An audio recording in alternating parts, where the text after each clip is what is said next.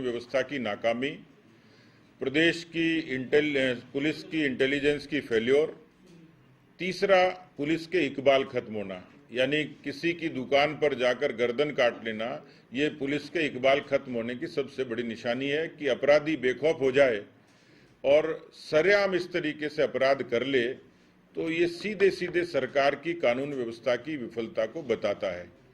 NIA या केंद्र की एजेंसी तभी आती हैं जब स्थानीय प्रशासन, सरकार, पुलिस नाकाम हो जाती है। और इस घटना से शायद एनआईए का आना ये अपने आप में संकेत है, क्योंकि ये घटनाएं किसी एक व्यक्ति की, दो व्यक्ति की या तीन व्यक्तियों की नहीं है। इसका ठीक से इन्वेस्टिगेशन होगा तो इसके तार कहीं तक जाएंगे। और अपराधी को पकड़ा गया टाइम पे सबसे अच्छी बात ये रही, हमारी पुलिस ने, एसओजी ने अच्छा काम किया। एक तरफ हत्यारों को पकड़ लिया और दूसरी तरफ मालूम कर लिया कि इनका अंतर्राष्ट्रीय संगठनों से संबंध है। मेन बात ये, इसलिए नेशनल इन्वेस्टिगेशन एजेंसी है ये पिक्चर के अंदर, उसने केस हाथ में ले लिया है। अब हमारी एसओजी, एटीएस उनको सहयोग करेगी और मैं उम्मीद करता हूं कि हम गृह मंत्री जी से बात भी करेंगे।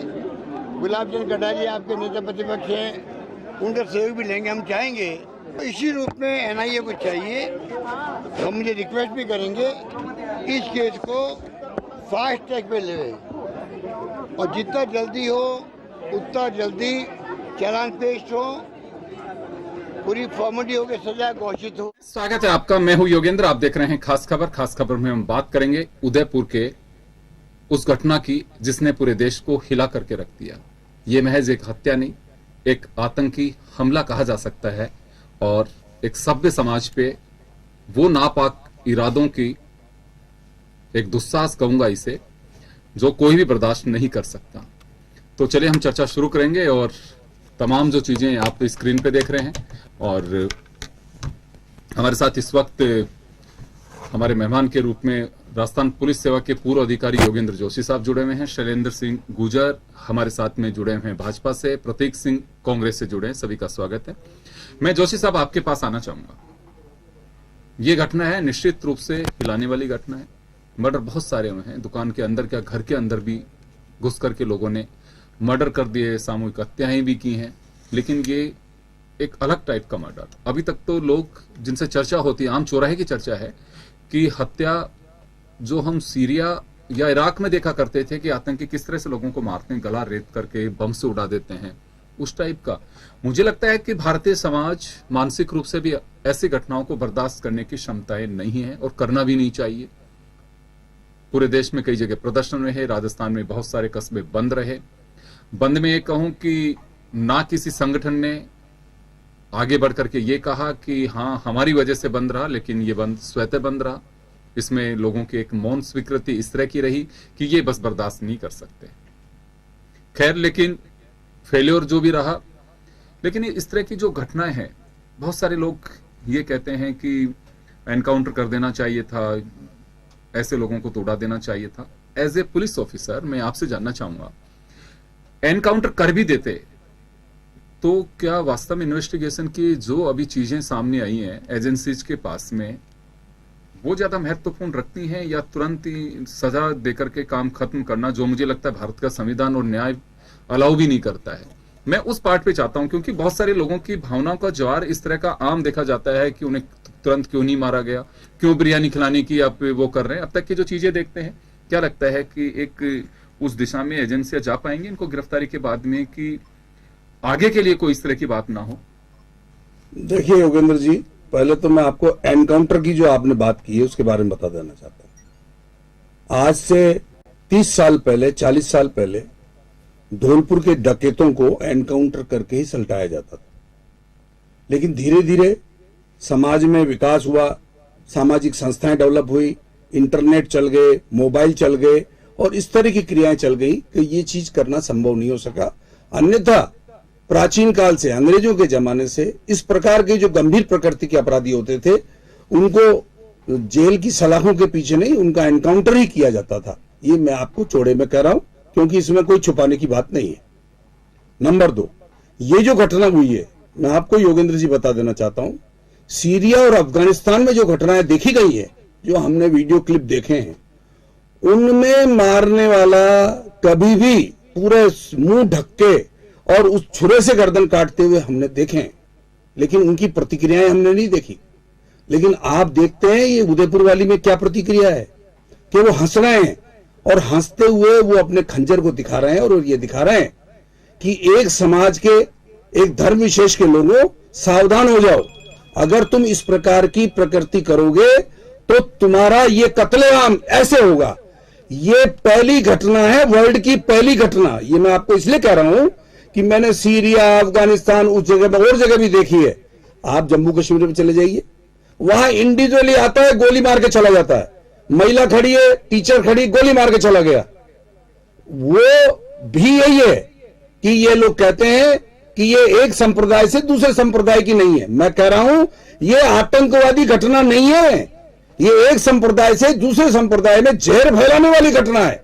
और यही कारण है कि जम्मू कश्मीर में क्या हो रहा है, जो एक वर्ग के लोग हैं उनको गोली आके मार के भाग जाता है क्योंकि कायर है। ये नहीं है, ये कायर नहीं है, ये हमारी पुलिस को उसका आईना दिखाया है इन्होंने कि राजस्थान पुलिस, तुम अपना आईना देखो कि हम हंस रहे हैं, हम खंजर दिखा रहे हैं और हमने ये करके बताया है और अब तुम कर लो क्या करना चाहते हो। मैं कह रहा हूं ये अपनी पीठ थपथपा रहे हैं। अरे पीठ नहीं, छाती थपथपाओ अपनी कि ये इतना बहुत है जो पकड़ में आ गए। और वो पकड़ में आसानी से आते योगेंद्र जी, ये कोई वो ऐसे अपराधी नहीं थे जो डर के मारे भाग रहे थे। ये तो जाकर के कहीं और जगह फिर वीडियो अपलोड करते। इन्होंने एक समाज में ऐसी चिंताएं पैदा कर दी जो चिंताएं पहले नहीं थी।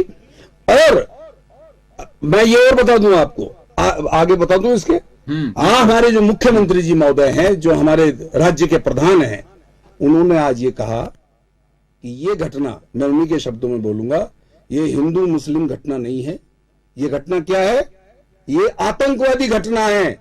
तो मैं आपको कह रहा हूं साहब मुखिया साहब, मेरे को बुला लीजिए, मैं आपको बताऊंगा आतंकवादी घटना क्या होती है और दो संप्रदायों के बीच की घटना क्या होती है। आतंकवादी घटना में हिंदू, मुस्लिम, सिख, ईसाई सब मारे जाते हैं, उसमें वहां दहशत फैलाई जाती है।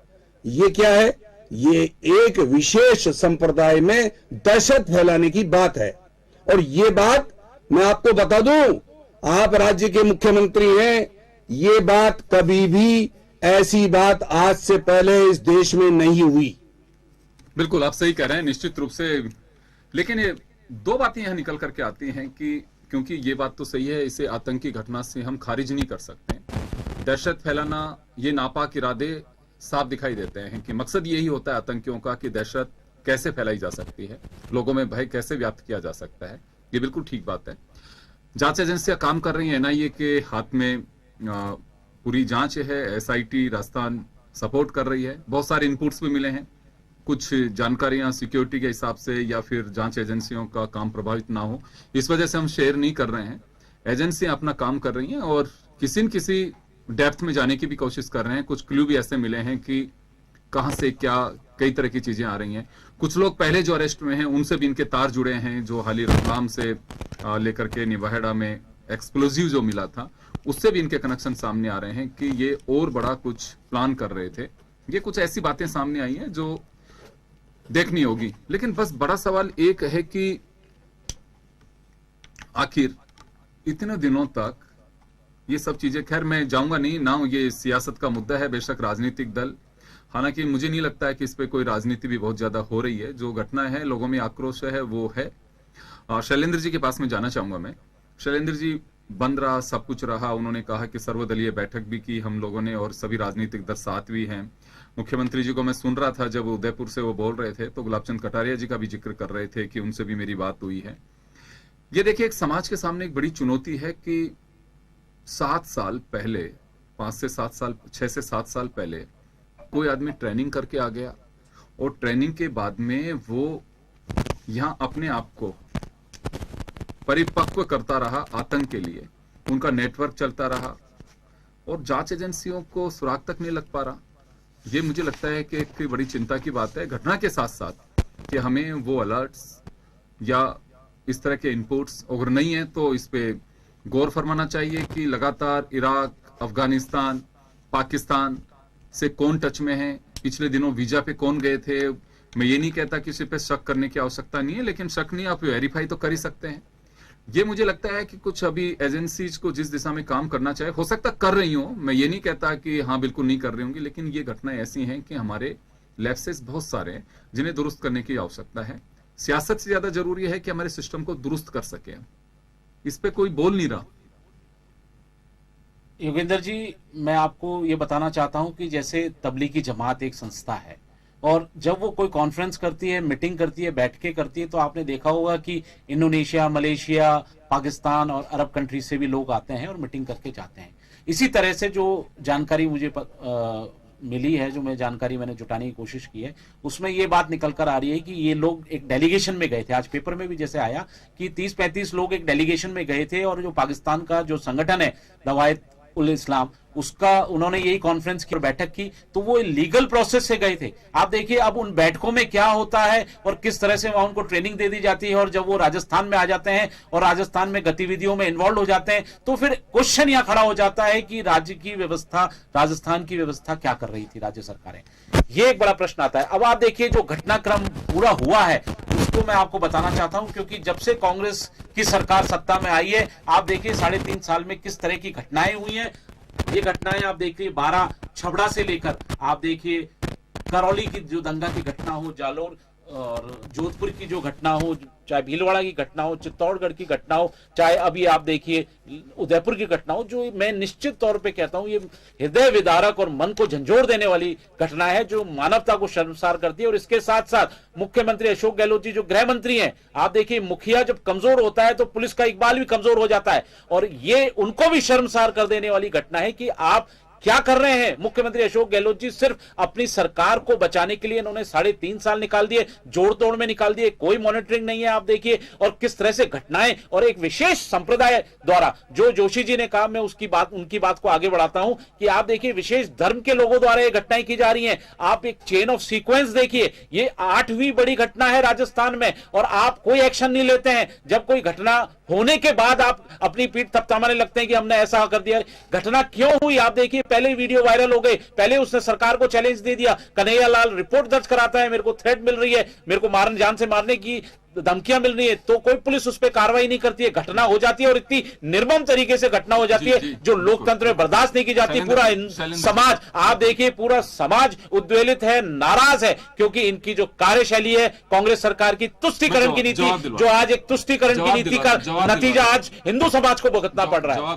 जवाब दिलवाता हूं क्योंकि पुलिस की कार्यशैली और ये सब रिपीटेशन से हैं और सारी बातें ठीक कर, इस जवाबदेही से बचा नहीं जा सकता। एक सवाल खड़ा होता है, सवाल लाजमी है, मैं इसे बिल्कुल खारिज नहीं करूंगा कि एक व्यक्ति के खिलाफ एफआईआर दर्ज होती है, उसे अरेस्ट कर लिया जाता है, दूसरा व्यक्ति कहता है कि मेरी जान को खतरा है, उस पर कोई एक्शन नहीं होता है। निश्चित रूप से सवाल बीजेपी या अपोजिशन पार्टियां खड़ा करें नहीं करें, लेकिन आम व्यक्ति जो है उसके जहन में ये बात तैर रही है। प्रतीक सिंह जी, आपके पास आना चाहूंगा। ये बीजेपी कांग्रेस का सवाल नहीं है, लेकिन एक चलिए आप बीजेपी को तो ये कह देंगे कि राजनीति कर रही हैं और केंद्र की जांच एजेंसियां क्या कर रही थी, ये सब बातें हो सकती, लेकिन एक आम आदमी, कोई भी आम आदमी जो ये सवाल पूछता है, उसका क्या जवाब होगा? योगेंद्र जी, इस तरीके की घटना नहीं होनी चाहिए, इसकी हम निंदा करते हैं। और हो सकता है कहीं ना कहीं कोई चूक हुई हो इंटेलिजेंस से, सेंट्रल की और स्टेट की, दोनों से, लेकिन जिस तरीके से राज्य पुलिस ने और राजस्थान सरकार ने, प्रशासन ने त्वरित कार्रवाई करते हुए 3 घंटे के अंदर दोनों आरोपियों को पकड़ा है, उसकी तो तारीफ अरुण चतुर्वेदी जी ने भी की है। कल जो सर्वदलीय बैठक हुई थी उसके अंदर धन्यवाद दिया उन्होंने मुख्यमंत्री जी का। तो वो वहां तो कुछ बोलते हैं और सड़कों पे कुछ बोलते हैं, तो इस तरीके से तो चलेगा नहीं। ये जो मैटर है वो राजनीति करने का है नहीं, इस राजनीति से ऊपर उठ करके और हम सबको आपसी भाईचारे की बात करनी चाहिए। अभी जोशी जी भी बोल रहे थे, अब मेरे बड़े हैं लेकिन मैं फिर भी बताऊंगा कि ये आतंकवादी घटना ही है, इसको आप ये नहीं बोल सकते एक धार्मिक विशेष की है, क्योंकि आतंकवादियों का जो मेन मोटिव होता है वो समाज में उन्माद फैलाना ही होता है। और ये जो वीडियो बनाया है, वीडियो बना करके डाला है, फिर वापस से उनका ये आ रहा है कि वो अगर पकड़े नहीं जाते तो वीडियो बना के डालते, तो उनका एक मोटिव ही यही है कि 2 समाजों को आपस में लड़ाएं और हिंदुस्तान को एक गृह युद्ध के अंदर धकेल दें, जिससे हम बचाते हुए राजस्थान सरकार ने उनको गिरफ्तार किया। अब गिरफ्तार करने के बाद में सारी चीजें निकल करके आ रही हैं कि उनका जिस जमात से वो जुड़े हुए हैं वो उनका दिल्ली में, मुंबई में हेडक्वार्टर है, वो बड़े बड़े जलसे कर रहे हैं। तो केंद्र की जो एजेंसियां हैं वो क्या कर रही है? मोदी जी ने जब नोटबंदी लगाई थी तो बोल रहे थे कि है ना आतंकवाद खत्म हो जाएगा, पैसा कहीं से नहीं आएगा। उनके पास पैसा कहां से आ रहा है? ये तो राज्य सरकार थोड़ी पता लगाएगी, ये तो केंद्र की जो एजेंसियां हैं उनको ये पता करना चाहिए कि उनका पैसा कहां से आ रहा है। और धर्म विशेष की आप बात कर रहे हैं कि हम मुस्लिम का तुष्टिकरण कर रहे हैं हिंदू का, ये बिल्कुल नहीं है। नुपुर शर्मा जी के खिलाफ भी किसी ने कोई पोस्ट किया था, गोगुंदा का आज का केस है, उसको भी गिरफ्तार किया है। तो ये जो भी धार्मिक उन्माद फैलाने की कोशिश करेगा, चाहे हिंदू हो, मुस्लिम हो, पोस्ट करने पे ईसाई हो, निर्मम हत्या हो जाएगी। बिल्कुल जवाब दीजिए, बिल्कुल गलत है, बिल्कुल नहीं होनी चाहिए। और आप ये बताइए कि धर्म विशेष के लोग ही राजस्थान में 7-8 घटनाएं हुई जिसका मैंने अभी जिक्र किया, धर्म विशेष के लोग ही क्यों आते हैं? आप मुझे इसका जवाब दीजिए। धर्म विशेष के लोग नहीं आ रहे हैं। क्यों 12 का एक्यूज आपके सीएम हाउस में दावत करते हुए मिलता है? आज तक आप करौली घटना का जो मुख्य आरोपी है उसको अरेस्ट नहीं कर पाए। क्यों आप फरमान, तुगलकी फरमान जारी करते हैं? सबके लिए आप बात सुनो, सबके लिए सारी आपकी बात जांच चल रही है, जांच चल रही है, अलग बात है, जांच चलेगी, बिना जांच के जब आरोपी जब तक पकड़ा नहीं जाएगा। बूंदी में मौलाना अगर कह देता है कि खुलेआम बूंदी में उसने चैलेंज दिया और कहता है कि पुलिस के सामने कि अगर इस तरह की हरकत करोगे तो हम हाथ काट देंगे, उंगलियां काट देंगे, गर्दन काट देंगे, आपने क्या कार्रवाई की? प्रतीक बताइए। कांग्रेस पार्टी चल रही है सिर्फ और तुष्टिकरण की नीति खेल रही है। धर्म विशेष के लोगों को आने चुनाव आ रहे हैं, इसलिए राजस्थान इस तरह का हाल हो गया है। चुनाव आ रहे हैं, इसलिए भाजपा को ये सारी चीजें दिख रही है। और आप सेंट्रल की एजेंसी क्या कर रही थी? चुनाव की घटनाओं एजेंसी क्या कर रही थी? सेंट्रल एजेंसी क्या कर रही थी? आप सेंट्रल एजेंसी करके रही थी, सेंट्रल एजेंसी करने लगे। पाकिस्तान जाते हैं, नेपाल चले जाते हैं, पैसा आता है, पैसा नहीं आता है। जब उसने वीडियो अपलोड किया, जब परिवादी जाता है, शिकायत करता है कि मेरे को जान से मारने की, परिवादी ने कुछ नहीं करती है। परिवादी ने पुलिस बिल्कुल सतर्क होती और घटना नहीं करती, पुलिस अगर सतर्क नहीं थी, जान नहीं जाती, पुलिस सतर्क नहीं थी तो पुलिस के आज क्लास ली है। आज आपके पास सीएम साहब मैं वापस आ रहा हूँ आपके पास में। मैं आपके पास में आना चाहूंगा एक बार। जोशी साहब, ये राजनीतिक मुद्दा नहीं है, एक चुनौती का मुद्दा है कि वास्तव में अगर कोई इस तरह की स्थितियां पैदा कर रहा है और हम अगर ये सबसे बड़ी बात तो है कि पनप कैसे रहे हैं। इसे आतंकी घटना में इस वजह से भी कहूंगा कि कोई भी आतंकी, उनका मकसद एक ही होता है कि दहशत फैलाना। जयपुर में, मुंबई में, गुजरात में, उत्तर प्रदेश में कई जगह पे सीरियल ब्लास्ट हुए और उस दरमियान मकसद क्या था? दहशत फैलाना, कि लोगों में एक समुदाय के प्रति दूसरे समुदाय की घृणा पैदा हो। ये मोटिव यही होता है, आप हिस्ट्री पढ़ लीजिए किसी की भी। लेकिन सबसे बड़ी बात यह है कि इन घटनाओं को रोकने के लिए हमारा एक्शन प्लान क्या है? चलिए, ये तो हो गया, दुखद घटना है, अब इसे कोई खारिज नहीं कर सकता, ये तो जो सामने है। लेकिन चुनौतियां बहुत बड़ी हैं। अगर वास्तव में कोई आईएएस की ट्रेनिंग लेकर के, ऐसा नहीं है पहले एजेंसियां कि बिल्कुल ये घटना में कहीं लापरवाही रह गई, पकड़ी नहीं है। केंद्रीय एजेंसी और स्टेट गवर्नमेंट की एजेंसियों ने आईएएस के नेटवर्क से जुड़े लोगों को पकड़ा भी है पहले भी। बिल्कुल नहीं ऐसा कि हाँ बिल्कुल ही नहीं है कि साहब कोई काम नहीं कर रहे, मैं ये भी नहीं कहूंगा, काम भी किया है उन्होंने। लेकिन जोशी साहब, क्या वास्तव में ये कहीं बात है कि बिल्कुल जो आरोप लग रहे हैं गवर्नमेंट पे भी और नेग्लिजेंसी के, केवल एक सरकार या फिर दोनों एजेंसियां इसके लिए जिम्मेदार हैं अगर वो आइडेंटिफाई नहीं कर पा रही हैं तो ऐसी घटनाओं में? देखिए योगेंद्र जी, मैं 2007-8 की बात बताता हूँ। जब वेस्ट बंगाल गया, दिल्ली गया, सब जगह गया, मुझे कहीं भी ऐसा नहीं लगा कि पुलिस में फर्क है। लेकिन आज के संदर्भ में देखता हूँ तो दिल्ली पुलिस अलग है, पंजाब पुलिस अलग है, हरियाणा पुलिस अलग है, राजस्थान पुलिस अलग है, और एक दूसरे के खिलाफ कार्रवाई करती है। मैं ये कह रहा हूं, मैं जब दिल्ली में गया, जब बम ब्लास्ट हुए तो मैं दिल्ली में गया था, जब दिल्ली ब्लास्ट हुए तो मैं वहां गया देने। वहां पर स्पेशल क्राइम ब्रांच में पूरे इंडिया के जो ऐसे मोबाइल नंबर जिनको ट्रेस करना आवश्यक है, जो इंटेलिजेंस ब्रांच के पास से आते हैं और वो उन नंबरों को देते हैं। और इंटेलिजेंस ब्रांच कहां से देती है? स्टेट जो हमारी आईबी है, बहुत बड़ा एक लवाजमा है स्टेट आईबी का, उसमें एडिशनल डीजी बैठते हैं। हर जिले में, हर रेंज में एक एडिशनल एसपी बैठता है। और सारा का सारा ये स्थिति है। मुझे ये बताइए, आपका पासपोर्ट बनता है तो कहां वेरिफिकेशन होता है? थाने वालों के पास बाद में आता है, पहले स्टेट की आईबी का जो विभाग है, जो हमारे कमिश्नरेट में बैठता है, जो जयपुर के लिए बैठता है, वहां जाते हैं। वो क्या करते हैं, वो आपके वेयर अबाउट्स देखते हैं, आपके मोबाइल नंबर उनके पास होते हैं, और आपने पासपोर्ट लिया है, आपने कहां कहां यात्रा की, पूरा देखते हैं, तब वो अनुमति देते हैं आप क्या करते हैं, किस लिए जा रहे हैं। दूसरा, वीजा बनता है। वीजा कोई आसान है क्या देना? वीजा बनता है, वो भी अपनी सरकार और जिस सरकार में जा रहा है उनको जानकारी होती है, इनके मोबाइल नंबर होते हैं, ये सब चीजें इनके पास होती हैं। अब ये क्यों नहीं कर रहे हैं? इसलिए नहीं कर रहे कि ये उन लोगों को छेड़ना नहीं चाहते, क्योंकि वोटों की राजनीति है। अगर ये गया, मान लो ये गया, वो गए, और भी जा रहे हैं, इनके मोबाइल नंबर रहते हैं, ये वहां क्यों गए हैं, इन चीज के लिए क्या है। हमारे जो राजनायक बैठे हुए हैं दूसरे विभागों में, वो क्या तमाशा देखने के लिए बैठे हुए हैं वहां? अगर ये लोग वहां जाते हैं तो उन लोगों ने वहां क्या किया है, वो सब जानकारियां उनको होती हैं, और वो अपने राज्य को उसकी सूचना देते हैं। तो मुझे बताओ, सारे कुएं में भांग गिरी हुई है, सेंट्रल गवर्नमेंट की आईबी, इतनी इंपॉर्टेंट आईबी है, वो चुपचाप बैठी हुई है। आप देखिए, जम्मू कश्मीर में आता है और गोली मार जाता है, 2-3 महिलाओं के कत्ल हो गए, और अभी भी राजनीति करने में सब लगे हुए हैं। State government, central government, central government, state government, ये नहीं देख रहे हैं कि ये घटनाएं इस तरह की जो बढ़ रही हैं, इनको कंट्रोल करने का अपना एक तरीका इजाद करिए। मैंने वही कहा कि देखिए, बयानबाजी होंगी, बयानबाजी नई बात नहीं है, और आप लोगों को संविधान ने अधिकार दिया अपनी अभिव्यक्ति की, राइट है, आपका बोल सकते हैं। लेकिन मैं ये कहना चाहूंगा कि ये समाज के सामने बहुत बड़ी चुनौती है कि इस तरह की परिस्थितियां, मुझे लगता है कि राजनीति करिए, अगर कोई फेलियर है बिल्कुल आप उठाइए, लेकिन जो चैलेंजेस हैं उनको हमें दुरुस्त करने की बहुत बड़ी एक आवश्यकता है। और ये चैलेंज सभ्य समाज के सामने, हिंदुस्तान ये चीजें बर्दाश्त नहीं कर सकता। चाहे उदयपुर हो, चाहे राजस्थान की बात करें, या फिर हिंदुस्तान की बात करें, या उस मोहल्ले की बात करें जहां ये घटना हुई है, ये बहुत बड़ी घटना है। कोई भी इसे अप्रिशिएट करेगा भी नहीं, और कोई बर्दाश्त भी नहीं करेगा इसको। लेकिन जो चुनौतियां हैं, जो अभी जोशी साहब कह रहे हैं, निश्चित रूप से हमारे सामने बड़ी चुनौती है। और हो सकता है सरकार अपने स्तर पे व्यवस्थाएं सारी कर रही हो, कहीं कोई लेकुना है, उसे दुरुस्त करने की जरूरत है। दावे साहब, मैं आपके पास आना चाहूंगा। देखिए, एनआई हो, चाहे इंटेलिजेंस की एजेंसी हो, रॉ हो, या फिर हमारे जो विदेशों में बैठे ऑफिसेज हैं, तो बहुत बढ़िया बात है कि गवर्नमेंट की अपनी तैयारी होगी, चाहे स्टेट गवर्नमेंट की, आपस में जो तारतम्य होना चाहिए। क्योंकि अभी जैसे इन्होंने उदाहरण दिया कि दिल्ली पुलिस के कहने पे हरियाणा पुलिस रोक लेती है, हरियाणा पुलिस के कहने पर पंजाब पुलिस को, मतलब एक इस तरह की जो चीजें होती हैं, उससे कहीं न कहीं एक सिस्टम, एक गैप आना शुरू हो जाएगा। और पुलिस हो चाहे प्रशासन हो, हमारी जो एक कल्चर बनाया है आपस में सामंजस्य का, इंटर स्टेट मीटिंग्स होती हैं, जो बॉर्डर एरिया होते हैं उनके जो पुलिस स्टेशन है, वहां के एसपी जो हैं, उनकी अलग मीटिंग्स होती हैं, सिर्फ इसी वजह से कि हमारा सिस्टम दुरुस्त रहे।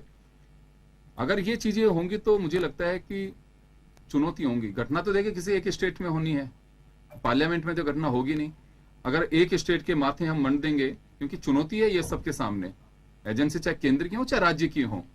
और कहिए, बिल्कुल इसमें कोई बात नहीं है, क्योंकि कन्हैया लाल के केस में स्टेट पुलिस पे और गवर्नमेंट पे सवाल इस वजह से खड़ा हो रहा है कि उसने पोस्ट की, उसको तो अरेस्ट कर लिया। ये मामला किसी के खारिज करने से हो नहीं सकता। और वो जब कहता है कि मेरी जान को खतरा है, तो समझौता करा दिया जाता है, जिसका खामियाजा उसको जान देके भुगतना पड़ा। ये शैलेंद्र धावाई जी चाहे सवाल खड़ा करें, या फिर नीचे मेरे चाय पिलाने वाला खड़ा करे, या फिर कार में घूमने वाला खड़ा करे, वो कोई भी कर सकता है, इसे कोई खारिज नहीं कर सकता। सवाल बनता है तो ये नेग्लिजेंसी है। दवाई साहब, ऐसे में हो क्या, मैं तो आप ही से जानना चाहता हूं। ऐसी जो घटनाएं हो, सरकारी स्तर पे चले लेकुना रहा, सब कुछ रहा, जवाबदेही सरकार की बनती है, लेकिन आप एक पार्टी के जिम्मेदार स्पोक्स पर्सन है, आप एक लॉयर हैं। ऐसे केसेस में वास्तव में कोई सिस्टम में, क्योंकि हम अगर डिबेट करते हैं तो उसमें यह भी निकल के आना चाहिए कि ऐसे केसेस में ये सावधानी बरतने की जरूरत है, ये होना चाहिए।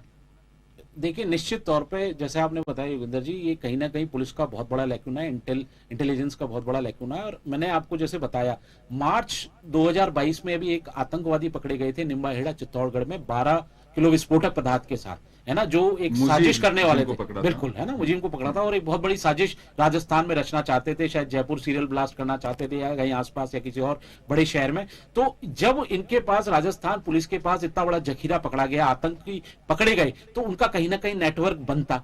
तो उस पर आज तक क्या जांच करी इन्होंने, वो आप देखिए, कोई जांच आगे नहीं बढ़ पाई। और सबसे ताज्जुब की बात यह है कि जब वो खुद बता रहा है, जब खुद वो वीडियो डाल रहा है और वीडियो पब्लिक डोमेन में आ गया है, उसके बाद पुलिस कार्रवाई नहीं करती। तो प्रश्न ये उठता है कि ये घटनाएं क्यों हो रही हैं? अगर सरकार मजबूत होती, आप देखिए उत्तर प्रदेश की सरकार है, चाहे गुजरात मॉडल ले लीजिए, तो वहां मजबूती से काम कर रहे हैं। अगर इच्छा शक्ति होती है, जब सीएम जो मुखिया होता है राज्य का, अगर मुख्यमंत्री अशोक गहलोत जी अगर इस तुष्टिकरण की नीति को छोड़ देते, तो मैं आपको निश्चित तौर पर कह रहा हूं कि ऐसी घटनाएं नहीं होती सिलसिलेवार। ये घटनाएं इसीलिए हो रही है क्योंकि मुख्यमंत्री जी इनको प्रेशर दे रहे हैं। नहीं, दूसरी बात देखिए, मेरा जो सवाल आप उस पे आइए। ये तो देखिए आरोप आप कभी भी लगा सकते हैं। मैं आप देखिए, मुझे मैं तो उस पे जाना चाह रहा हूं सर, मैं तो उस पे जाना चाह रहा हूं। सिस्टम में लेकुन आ रहा, इसे कोई खारिज नहीं कर सकता। नहीं योगेंद्र जी, मैं एक बात और बताना चाह रहा हूं कि किस तरह से उदयपुर में अगर वो कन्हैया जी के पास, कन्हैया लाल जी की संवेदना व्यक्त करने जाते हैं, वहां रेड कार्पेट बिछ के उनका स्वागत होता है। ये बहुत बड़ी शर्मनाक घटना थी राजस्थान में, और सीएम अशोक गहलोत जी वहां अपना स्वागत करा रहे हैं। आप ये बताइए, ये कौन बर्दाश्त करेगा? कोई व्यक्ति बर्दाश्त नहीं कर सकता। भाई साहब, स्वागत मालाएं पहनी जा रही है, मालाएं पहनाई जा रही है। झूठ मत बोलो आप, कोई माला नहीं बनेगी, आप झूठ बोल रहे हैं। शैलेंद्र जी, किसने कहा? उदयपुर की पब्लिक तो इतनी उद्वेलित थी, आज वहां मौन जुलूस था। ये किसने आपको इन्फॉर्मेशन दी कि मुख्यमंत्री का स्वागत? बिल्कुल स्वागत सत्कार हुआ है उनका, मीडिया में आ रहा है, नहीं आ रहा, नेट तो चल नहीं रहा, नहीं आपको बता दें स्वागत सत्कार आप करा रहे हो, बताओ ना, आप मालाएं नाम बताओ कहाँ देखा आपने? वही उदयपुर की नाम बताओ ना, कहाँ देखा आपने? नाम बताओ आप, कौन से चैनल? मेरी बात बता रहा हूँ, ये गलत है, झूठ बात है, ये बिल्कुल झूठ है। इस तरह आप न्यूज चैनल का नाम बताओ, जिम्मेदारी लेनी चाहिए, का नाम बताओ, जिम्मेदारी लेनी चाहिए, ये माला जिम्मेदारी लेनी चाहिए। इस तरह की घटनाएं सिर्फ इसी वजह से हो रही है कि आप जो है धार्मिक एक विशेष वर्ग के लोगों को आकर्षण दे रहे हैं। गैर हिंदू आप फरमान निकाल रहे हो, आतंकी फरमान आप निकाल रहे हो। इस इलाकों में, इन इलाकों में बिजली नहीं जानी चाहिए, विशेष वर्ग के इलाकों में। ये फरमान नहीं था, नवरात्रि में निकाला था, तब भी बोला आपने, नवरात्रि में निकाला था। जब पे ऑब्जेक्शन उठाना, उसके बाद आपने उससे पहले दिवाली में भी निकाला था। अगर आप पढ़ा तो आप देखिए, आप पढ़ते हो नहीं, आपको पता है नहीं कौन सा आप पढ़ा करो पहले। प्रतीक जी, सर मैं ये जानना चाह रहा हूं, आप नहीं बोले कोई बात नहीं है, मैं दोनों से मेरा सवाल है, आप तीन ही अतिथियों से मेरा सवाल है। हमारा मकसद ये होता है कि देखिए तूफान मचाना, या फिर ये मैं क्या कह रहा हूं पहले टाइम से ही कि आरोप बनता है और जवाबदेही गवर्नमेंट की बनती है, इससे गवर्नमेंट नहीं बच सकती। आप 5 बार अगर कहेंगे तो भी वही बात है। मैं तो वो जानना चाह रहा हूं कि जो योगेंद्र जोशी साहब ने एक सवाल खड़ा किया कि स्टेट्स में पुलिस को इस तरह से हो गया कि ये तो राज्यों के सरकारों के हिसाब से पुलिस बन गई, वो एक चिंता का विषय। आप उस पर गौर करने की कोशिश करिए सर, वो जो कह रहे हैं उसको समझने की कोशिश करिए। कन्हैयालाल जी की मौत का दुख हर किसी को है, जिसमें थोड़ी समझ है, कोई बच्चा हो चाहे बुजुर्ग हो, जो समझता है कि हत्या क्या होती है उसको तकलीफ है। आप अगर कहेंगे सहजता के साथ तो भी तकलीफ है, जोर से कहेंगे तो भी तकलीफ है, इसमें कोई बात नहीं। वो अशोक गहलोत को भी वही तकलीफ हो सकती है, नरेंद्र मोदी को भी वही तकलीफ हो सकती है, और प्रतीक सिंह और शैलेंद्र सिंह को भी वही तकलीफ हो सकती है। इसे कोई खारिज नहीं कर सकता। किसको तकलीफ नहीं? हर किसी को तकलीफ है। हम मीडिया में बैठे हुए हैं, हम हमारे अंदर से हम जानते हैं कि कितनी तकलीफ किसको है। लेकिन मैं तो ये जानना चाह रहा हूं कि जो सिस्टम में खामियां हैं, राज्यों में मत बांटिए पुलिस को। ये कोऑर्डिनेशन का जो अभाव है, कोऑर्डिनेशन के अभाव की मैं बात कर रहा हूं। अगर ऐसा चल रहा है जैसे योगेंद्र जोशी साहब कह रहे हैं, तो सबसे बड़ी चिंता तो वो है। ये मुझे लगता है कि वो सिस्टम की हत्या सबसे बड़ी चिंता है हमारे सामने, जिस पे गौर फरमाना चाहिए। मैं जोशी साहब आपके पास आना चाहूंगा। खैर चलिए, ये राजनीति है, होती रहेगी, लेकिन मेरी अपनी पीड़ा ये है कि जो आपने बताया है, कुछ सीनियर ऑफिसर्स कहते हैं कि आजकल जो कॉन्फ्रेंस होने लग गई इंटर स्टेट, या आईबी ऑर्गेनाइज करता है, गृह मंत्रालय उसे किसी भी एक स्टेट में कहता है कि वहां जाके करनी है, बहुत अच्छी बात है।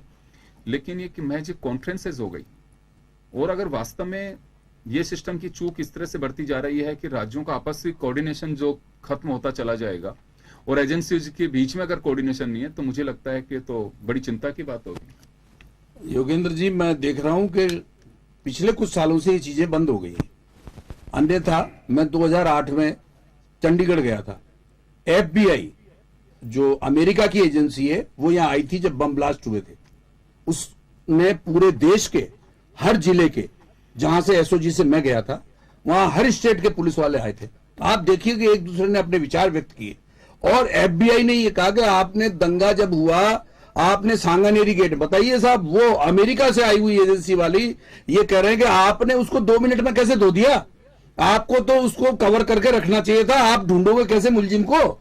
मेरे को तब पता चला, मैंने कहा यहाँ जो आ रही थी ना, तो देखिए क्या नॉर्मल स्थिति हो गई है और सब आना जाना चालू हो गया है, और एम्बुलेंस वो भेज करके बिल्कुल उसको आग को बुझा दिया, सफाई कर दी, धुलाई कर दी। तब मैंने देखा, मैंने कहा इन्वेस्टिगेशन में कितने देखो लोकुनाथ छोड़ दिए इन्होंने। और मैं आज भी कह रहा हूं, गुजरात में अभी एक सिस्टम चालू होने वाला है जिसमें एफआईआर और चार्जशीट के अंदर ट्रेनिंग दी जाएगी कि किस प्रकार से एफआईआर दर्ज की जाए। एफआईआर भी मर्जी पड़े जो लिख देते हैं, चार्जशीट भी मर्जी पड़े लिख देते हैं, बयान भी मर्जी पड़े जैसे लिख देते हैं। हमारी जो चालान प्रतिशत है वो बहुत कम है और सजा में तो बिल्कुल ही कम है। क्यों? क्योंकि वो जो तरीका है इन्वेस्टिगेशन का, उस इन्वेस्टिगेशन के तरीके के बारे में अभी तक कहीं भी नई पूछताछ होती, नई जानकारियां देते, उसकी कोई ट्रेनिंग नहीं हो रही है। अब बताइए आप, वो थाना जहां पर इस प्रकार की कार्रवाई चल रही थी, उस थाने के एक एएसआई को पता नहीं है कि जहां पर इस प्रकार की सांप्रदायिक बात आ जाए तो एसएचओ को पता नहीं मुझे क्या करना चाहिए, वहां के एडिशनल एसपी को पता नहीं मुझे क्या करना चाहिए। उनको ये तो पता है कि डूंगरपुर में 2 एसएचओ 10-10, 5-5 लाख रुपए लेते पकड़े गए। एसपी क्या डूंगरपुर में नहीं है? लेकिन ये क्या ऊंधे कामों में लगे हुए हैं। इनको न तो ट्रेनिंग देना आता है, न ये ट्रेनिंग लेना आता है। हम कह रहे हैं, हम आपको बताएंगे कि इस प्रकार में इन्वेस्टिगेशन कैसे किया जाता है, इस प्रकार की सांप्रदायिक घटनाओं में थाने पे आने वाले के साथ कैसे किया जाता है, हम बताने को तैयार है। लेकिन इनको पता ही नहीं है। इतने बड़े बड़े अधिकारी हैं, इतनी बड़े बड़े लवाज में बैठा हुआ है, ट्रेनिंग सेंटर है बहुत बड़े बड़े, लेकिन कुछ नहीं, कोई शांत बैठे हुए हैं। जो घटना ऐसी हुई है उदयपुर की, ये घटना शर्मनाक है और ये हमारे पुलिस महकमे के ऊपर दाग है। चले, मैं माफी चाहूंगा, और वैसे अलाउ नहीं है, लेकिन एक बहुत ही सीनियर पुलिस ऑफिसर ने मुझे व्हाट्सएप किया है। नेट बंद है जयपुर में, लेकिन वाईफाई से मैं भी जुड़ा हूं, वो भी शायद वाईफाई से जुड़े होंगे। उनके 2-3 चीजें, वो डिबेट देख रहे हैं अभी बैठ करके, और उनका साफ सुझाव है कि आजकल अधिकारियों के तो कौन सुनता है, लेकिन मैं आपको सुझाव दे रहा हूं आपकी डिबेट के माध्यम से। आप जरूर माफ करिएगा, समय हो चुका है, लेकिन जब इतने बड़े ऑफिसर ने अगर मुझे भेजा तो मैं जरूर बताना चाहूंगा। उनका ये कहना है कि आजकल हमारे यहाँ पे एक तो पुलिस जो ग्रुप्स में बटी हुई है, माननीय गहलोत साहब आप गौर फरमाइए, क्योंकि आप तक हर अधिकारी अपने सुझाव नहीं दे पाता है। आपके यहाँ पे जो अधिकारी हैं उनकी बातें पूरी नहीं पहुंचा पाते हैं। तो एक तो ये जो बनी हुई है ग्रुप्स बने हैं, इसे खत्म करने की आवश्यकता है। पोस्टिंग्स ग्रुप्स के आधार पर उनकी सिफारिशों से होने लगे, इससे मेरिट्स खत्म हो रही है। दूसरी बात उन्होंने दोनों के लिए कहा है कि यूनियन गवर्नमेंट के लिए भी, स्टेट गवर्नमेंट के लिए, अफगानिस्तान, सीरिया और पाकिस्तान 10 इयर्स की जो विजिट जिन लोगों ने की है, बेशक अपने काम से गए होंगे, ये अधिकार है एजेंसीज का, वो ड्यूटी भी है उनकी, वो पूछताछ कर सकते हैं कि किनके संपर्क में लॉन्ग कॉल अगर चल रही हैं, उन पे ध्यान देने की आवश्यकता है, स्क्रीनिंग करने की आवश्यकता है।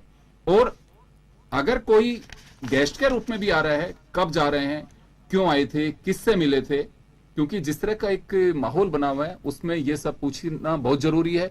और अगर किसी के यहाँ पे किसी वासिंदे के अगर इन्वेस्टिगेशन के लिए कोई अधिकारी आता है तो उसे अन्यथा जनता को भी नहीं लेना चाहिए। पार्ट ऑफ सिस्टम है, क्योंकि जिस तरह की परिस्थितियां और सिस्टम बन रहा है उसमें ये कदम उठाना बहुत जरूरी है। तो चलिए, मैं शुक्रिया अदा करना चाहूंगा सर, अगर आप देख रहे हैं टीवी और अपने मुझे सुझाव भेजें, हमारे माध्यम से हम कोशिश करें कि सरकार तक ये बातें पहुंच सकें। यह घटना है निश्चित रूप से दिल दहला देने वाली घटना है। इसे आतंकी घटना नहीं कहें तो मुझे लगता है कि न्याय संगत नहीं रहेगा। बिल्कुल आतंकी घटना है, नापाक इरादे थे उनके, और अभी भी एक घटना के बाद में जहां भी हमारे सिस्टम में लेकुना रहा है उसे दुरुस्त करने की आवश्यकता है। यह हत्या के साथ साथ बहुत बड़ी एक चुनौती भी है, उसकी तह में जाना जरूरी है, और तमाम ऐसे सपोले हैं तो उन्हें खत्म करने की भी आवश्यकता है, जो मुझे लगता है कि एजेंसीज कर भी रही होंगी।